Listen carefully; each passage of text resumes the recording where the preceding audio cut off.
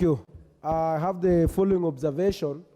Last time when we had the committee meeting as finance and agriculture, we had a very interactive session with the stakeholders. And I can support 100. I want to thank the memorandum that came from the Treasury.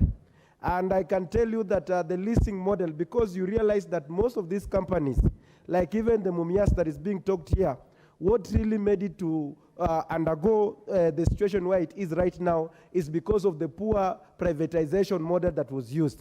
So I stand to support 100% the model that we have used, because we have realized that this company, these state-owned factories, sugar factories, they cannot compete with the private sectors because they don't have the capacity to have the new machine and also do diversification, value addition, and other factors that are encompassed in.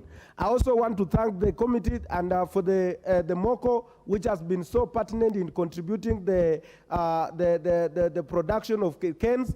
And I want to support the zoning for this matter, because there's no any way that you can allow somebody to travel miles and miles of kilometers just to travel to transport cans from there. There is also other extra cost that will also come in, and these things will also come back to the farmer. So I want to ask the members to support zoning, so that because of the little land that is available to us, the millers can focus there and develop cans so that we can increase the productivity. Meanwhile, I want to thank the president for the maneno Matatu is in the Bible, whereby they say that whoever does not respect the God and mfalme wa inji, maneno ni matatu, amrishwe, afanye nini. So those cases in Miwani, we're also asking the president.